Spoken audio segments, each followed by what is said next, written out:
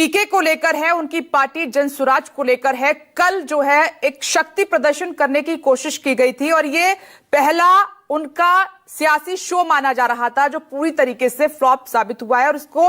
पीके ने माना भी है। इसके पीछे का कारण और दूसरा, महागठबंधन और एनडीए को खुश होने का मौका मिल गया है पीके का ये शो फ्लॉप होने से। ऐसा क्यों? देखिए, बिल्कुल निश्चित तौर पर प्रशांत किशोर जो जनसुराज के सूत्रधार भी हैं, लगातार ये पटना के गांधी मैदान में उनकी एक पहली बड़ी रैली थी और इस रैली की तैयारी वो कई महीनों से कर रहे थे। 12 जिलों से ज्यादा में खुद उन्होंने सभाएं की थी और पार्टी के लगातार वर्कर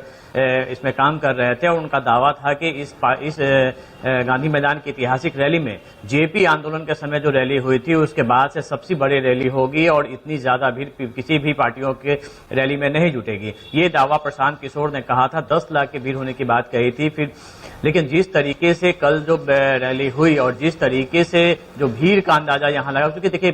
बिहार में कोई भी पार्टी आती है और कोई भी राजनीतिक दल, उनका अगर सबसे ज्यादा अगर शक्ति प्रदर्शन कहीं होता है तो पटना के गांधी मैदान में होता है। वहां से एक मैसेज जाता है जो पूरे बिहार में जाता है। तो ये एक जो रैली थी इस पे सभी की निगाहें लगी हुई थी, चाहे वो महागठबंधन के नेता की पार्टियां हों या फिर एनडीए गठबंधन की पार्टियां हों। लेकिन कल जिस तरीके से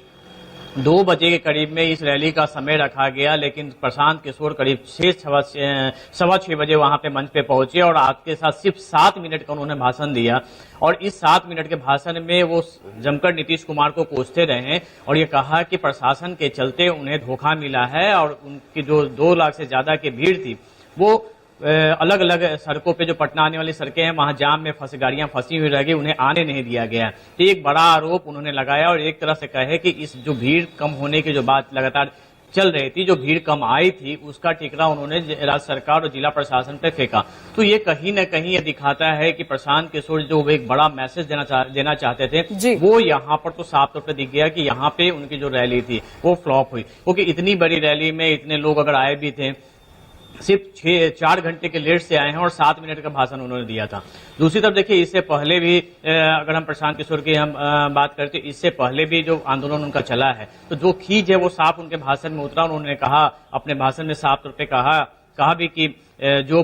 पंडित शादी कराता है वही श्राद्ध भी कराएगा, जनसुराज नीतीश कुमार का श्राद्ध कराएगी। और इस तरीके से उन्होंने ये कहा था कि अगर 2015 में साथ नहीं देते तो आज वो सन्यासी होते थे। कई बातें जो उन्होंने कही थी, लेकिन विपक्षी पार्टियों की बात करते तो जिस तरीके की तैयारी थी और कहीं न कहीं एक बड़ा मैसेज देने के का निकलने की कोशिश में प्रशांत किशोर थे, तो वो यहाँ तो नहीं दिख रहा। यही वजह है कि कई जगह पे जो तस्वीरें वो सामने आ रही हैं। दूसरी तरफ अगर महागठबंधन में मुख्यमंत्री पद की हम बात करें तो देखिए, लगातार चाहे एनडीए में भले ही नीतीश कुमार के नाम पर कभी कभी कंफ्यूजन हो रहा है कि नीतीश कुमार रहेंगे नहीं रहेंगे, इस मामले में वो खुलकर बीजेपी के नेता नहीं बोल रहे हैं। लेकिन दूसरी तरफ अब महागठबंधन में जो ये तय माना जा रहा था कि तेजस्वी यादव ही